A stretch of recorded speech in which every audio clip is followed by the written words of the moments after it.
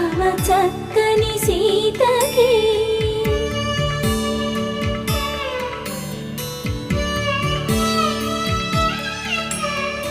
ఎర్ర జాబిలి చేయి